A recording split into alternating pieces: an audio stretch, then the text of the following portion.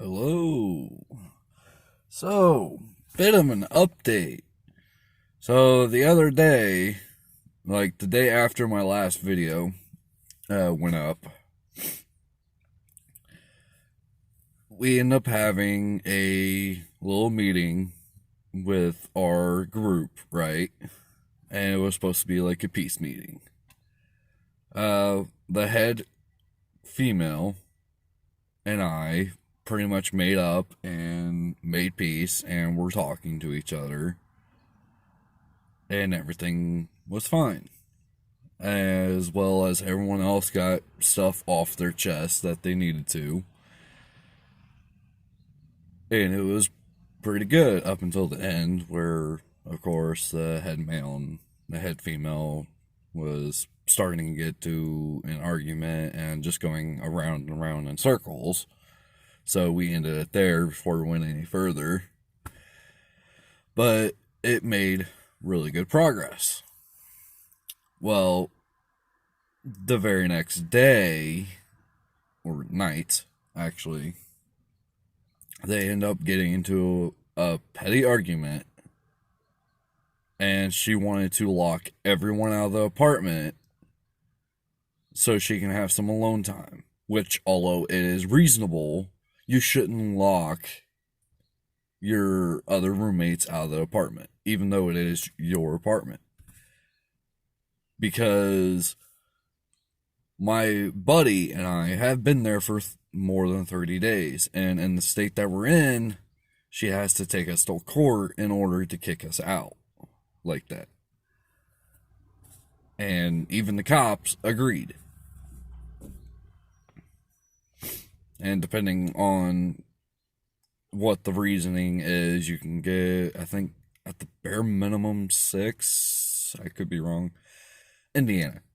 I don't remember. I know it's I know it's like around 6, maybe 7 at the bare minimum, and I think the maximum is 30 days. I I don't remember exactly. Don't quote me on that.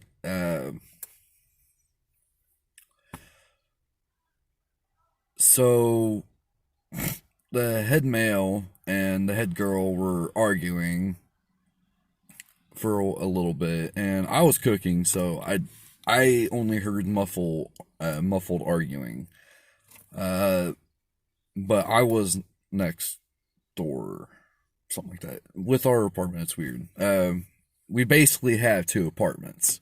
One is that one girl and one guy, and then the other one is just a buddy, basically. But I was over at the buddy's house apartment cooking. I was cooking hamburgers, by the way, and they were bomb. Uh, so my actual friend and we were next door through pretty much all the fight, so we didn't really see anything. Um, but that one buddy, the buddy's apartment guy, he ended up going over there, and he seen that she threw keys at him, which is an assault, as it is, and put him in a headlock and some other shit. I don't remember from there what he said that he saw. So the cops end up getting called and got everyone's stories, and they end up taking her to jail. And it's been fucking peace and quiet ever since. While she was going to jail,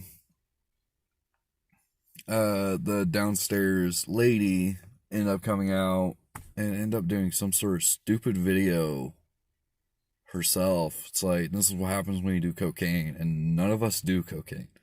The worst we do is pot. And even then, like, even cannabis is actually not that bad. It's like, yes, if you smoke it, it can harm you because, well, you got smoke going into your lungs. But if you cook it into food, or something like that, it's actually not that bad. Uh, it'll make you trip balls, but still, make you feel like you're dying, but still, like, there's no known risks of taking cannabis other than your mental state in itself. So, yeah. Which is why more and more states are legalizing it, because it reduces pain a lot. It helps with your mental status mostly.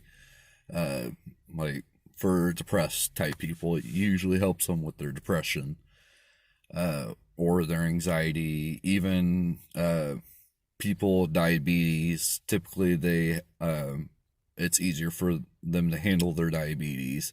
And I'm not talking about mentally. I'm talking about like their actual blood sugar levels. I don't know why for that one, but okay.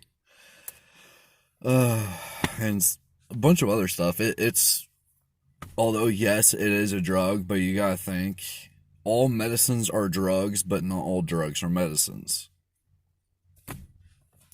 Although one of my buddies does argue with me about that, and it's like, why? You can go to a freaking hospital, and they would agree with me. But that's beside the point. I don't like arguing, so I typically stay